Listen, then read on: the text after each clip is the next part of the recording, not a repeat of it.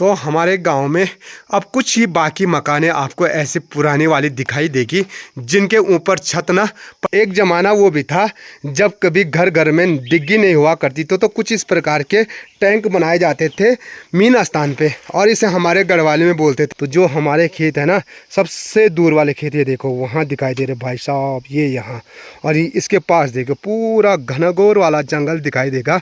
यहाँ भालू ज़्यादा इसलिए रहता है ना कि इनको हम बोलते हैं भमोरा। ये देखिए, ये छोटे छोटे भमोरे, तो कुछ बड़े होते हैं, अलग होते हैं, तो इनको खाने के लिए आता है यहाँ। ओह भाई साहब, माता जी ने ये देखो कितना बड़ा वाला भारी निकाल के रखा हुआ है। कैसी है ये भारी, मस्त एकदम, लेकिन अभी तो हल्की समझी जा रही है। ऊपर चलते चलते ना भाई साहब,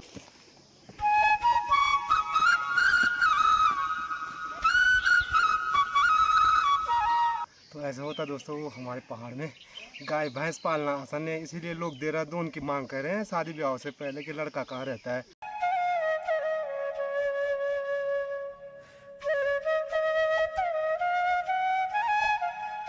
हेलो मेरी यूट्यूब फैमिली, नमस्कार, स्वागत है आप सभी का मस्त पहाड़ी राणा ठाकुर यूट्यूब चैनल में। तो हो चुकी है दोस्तों एक नए दिन की नई शुरुआत, और नई शुरुआत हो रही है हमेशा की तरह अपने इन खूबसूरत पहाड़ों से और अपने प्यारे गांव जोगोड़ से। तो सुबह की अभी बज चुकी है 7 और हमारी पहाड़ों की हमेशा की तरह दिनचर्या शुरू हो चुकी है। सुबह उठते ही अपने प्यारे से गांव का जो खूबसूरत नज़ारा है वो एक बार आप देख सकते हैं। हमारा प्यारा सा गांव, और गांव के ठीक सामने पे जो ऊंचे ऊंचे पहाड़ हैं वहाँ तो धूप खिल चुकी है, लेकिन अभी हमारे गांव में कहीं भी धूप नहीं खिली है। और कार्तिक भी हाथ मुंह धो करके तैयार हो चुका है। और आज तेरी क्या है, स्कूल है, तैयारी में स्कूल। तो ये देखो कार्तिक के लक्षण, अच्छे खासे डिस्क को हिला दिया उसने। तो ये है जी अपना प्यारा सा घर, और घर के ठीक सामने पे है आंगन, जिसे हम खौली बोलते हैं। और ये जो हमने नया वाला बनाया था ना, कुछ ये वाले कमरे बनाए थे हमने। और विशालाक्षी देखो स्कूल के लिए तैयार होने बैठ गई है, हाथ मुंह धो करके है विशालाक्षी। ये देखो हमारे प्रधान जी के पास ना ये दूरबीन आया है, और ये दूरबीन क्या दूर तक दिया कुछ कुल दूरबीन बुधोबल लोगोबल। तो हमारे पहाड़ों में जो खड़ी के पेड़ होते हैं ना, ये देख सकते हैं कितने ऊंचे होते हैं, और इन खड़ी के पेड़ों पे जाती हैं महिलाएं पराल को लगाने के लिए। ये देखिए पूरे आजकल ना जितने भी पेड़ होंगे उन पेड़ों पे कुछ इस प्रकार के पराल लटके हुए होंगे। तो इसको हमारे गढ़वाली में खुम्मा बोलते हैं। और जब अपने गांव में धूप खिल जाती है तो पूरा गांव कुछ इस प्रकार का खूबसूरत दिखाई देता है। और आजकल गांव के ठीक नीचे गेहूं की बुताई हो रखी है, तो इसीलिए लोग आजकल खेतों में नहीं दिखाई दे रहे हैं। तो हम तो अब जा रहे हैं घास लाने के लिए। और यहाँ देखिए बॉडी जी कंडी भर करके घास ला गए को बने ले वाल। तो देख के भाई हमारे पहाड़ में उम्र मायने नहीं रखती है, हर काम करना पड़ता है। तो ये अपने बल्द के लिए ला गए हैं घास, और अभी उन्होंने गौशाला जाना है और भैंसे के लिए पानी भी पिलाना है। भी मैं ना अपने गांव से काफ़ी दूर, भले हमारे गांव के मोहल्ले में आता है, यहाँ पे के लिए हम बोलते सुरल गांव। तो यहाँ आ रखा हूँ। तो यहाँ पे एक दादाजी रहते थे, तो जब वो यहाँ पे रहते थे ना, इतने ज़्यादा कुत्ते रहते थे यहाँ पे आना मुश्किल होता है। पर लेकिन भाई साहब कुत्तों के साथ साथ जो रौनक रहती थी ना दादाजी के रहने पे, तो शायद वो दिन हम ही जानते, क्योंकि हम यहाँ से बहुत बार गुजरते थे। जहाँ हमारे खेत है वहाँ का नाम है घट। तो यहाँ से हम बैलों को भी ले जाते थे और घास लेने के लिए भी जाते थे। और यहाँ पे एक बोन की दादी बोलते थे हम, यहाँ पे बैठी रहती थी बोन की दादी। तो आज ये घर दादी के न रहने पे भी पूरा खंडर हो चुका है, और ये यहाँ पे ज़्यादातर सारे पुराने वाले घर हैं। और यहाँ से मुझे ना माताजी ने बोला पानी ले करके भी आना बोला, और यहाँ पे 2 बोतलें रखी हुई है, तो यहाँ से ले रखता हूँ मैं पानी। एक ज़माना वो भी था जब कभी घर घर में डिग्गी नहीं हुआ करती तो कुछ इस प्रकार के टैंक बनाए जाते थे मीन स्थान पे, और इसे हमारे गढ़वाली में बोलते थे पाता। तो ये ना यहाँ पर पाता बन रखा था, और ये पानी जो रहता था इस टैंक में रहता था जमा। और आज यहाँ ना घास जमी हुई है, और इसका पानी जो है ना वहाँ सामने पे जो भैरव खोमा बोलते हैं वहाँ से आता था। तो ये देखिए, तो हमारा ऐसे ही पाता एक जाक में भी था, लेकिन जाक का पाता अब है ही नहीं। तो इसे देख करके भी वो दिन याद आ रहे हैं यार, कभी इतनी भीड़ रहती थी इस पाते पे। इसे हमारे यहाँ बोलते हैं केले का खेत को कल्याण। तो ये है जी कल्याण। तो हमारे गांव में अब कुछ ही बाकी मकानें आपको ऐसी पुरानी वाली दिखाई देगी जिनके ऊपर छत ना पठाली से ढका हुआ होगा। और पहले पहाड़ों में बहुत ज़्यादा अनाज होता था, तो अनाज को रखने के लिए कुछ इस प्रकार के, इसको बोलते हैं हम पटवा, जो कि ना ये तख्ता होते हैं ना, चीड़ के पेड़ों से निकाले जाते हैं, ये तख्त है उनका बने होते हैं ये। और सामने पे भी देखें, और सामने भी पुरानी सी प्यारी सी मकान दिखाई दे रही होगी। अभी मैं जा रहा हूँ घाट वाले पुंगड़ा में, यानी वहाँ का नाम है घाट, क्योंकि कभी वहाँ कहते हैं कि जो पंचकी बोलते जो पानी से चलती थी, और वहाँ था तो घट होने के कारण वहाँ का नाम घट पड़ गया। और 2-2 सीसी ले जा रहा हूँ मैं, तो वहाँ माता जी जा रही है, और साथ में मुझे वहाँ ऊपर, तो यहाँ से काफ़ी उतराई है, लेकिन ऊपर आते हुए काफ़ी चढ़ाई है, और सबसे दूर वाले खेत हैं वो हमारे। तो वहाँ से ऊपर आने में झूर जाता है इंसान, क्योंकि उतना भारी सामान लाना है ऊपर। और देखो आजकल ना सारी में भी कोई लोग नहीं है, सब ने अपना पटनाटा काट दिया है पूरी, खाली ना धीरे धीरे ये खाली होने वाली है। इस सारी में ना अब हल सीधा फरवरी में लगेगा, क्योंकि यहाँ बोएंगे लोग क्या, धान। ठीक सामने पे हमारी ये जूनियर स्कूल है और ये प्राइमरी स्कूल है, और वहाँ से ठीक नीचे लगाओ तो जो हमारे खेत है ना, सबसे दूर वाले खेत, ये देखो वहाँ दिखाई दे रहे भाई साहब, ये यहाँ। और इसके पास देखो पूरा घनघोर वाला जंगल दिखाई देगा। तो यहाँ जंगल में ना काफ़ी सारे भालू रहते हैं, यहाँ जंगली जानवर, बाघ, तेंदुआ आदि। ये देखे यहीं पास पे देखे तो यहाँ भी देखिए घनघोर है, जहाँ से ना कुछ भी नहीं दिखाई दे, और सुनसान पड़ा हुआ रास्ता देखिए, आपको कहीं पता भी नहीं चल रहा होगा कि ये रास्ता है, बस चलते जाना चाहिए। और ऊपर आने के लिए भयंकर वाली चढ़ाई है। तो अब ना दिसंबर और जनवरी में यहाँ भालू भी रहते हैं, तो यहाँ भालू के डर से लोग ना इकट्ठे ग्रुप में आते हैं। यहाँ भालू ज़्यादा इसलिए रहता है ना कि इनको हम बोलते हैं भमोरा। ये देखिए ये छोटे छोटे भमोरे, तो कुछ बड़े होते हैं, अलग होते हैं, तो इनको खाने के लिए आता है यहाँ ये।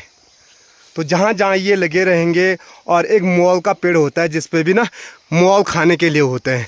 तो जिन जंगलों में मोल और ये पेड़ होते हैं ना, उन जंगलों में भालू का डर बना रहता है, इसीलिए उन जंगलों में अब दिसंबर, जनवरी, फरवरी में बिल्कुल भी ना जाए अकेला।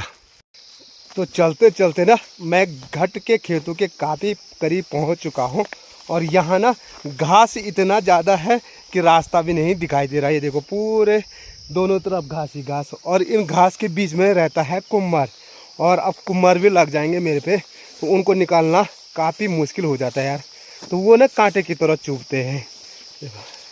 ये दोनों पे देखो फुल 3 लीटर बोतल पानी की। तो यहाँ ना माता जी ने घास काट लिया है, और साथ में तुअर की जो भारी है ना, यहाँ पे देखिए ये तुअर की भारी भी काट रखी है। और यहाँ पे प्रांजल देखे, प्रांजल किस टाइम आई? तो बाप रे सुबह आ गई थी, और घास काट करके तैयार भी रखा हुआ है। हैं 6:30 बजे आ गई थी, उस टाइम हम उठे भी नहीं रहे।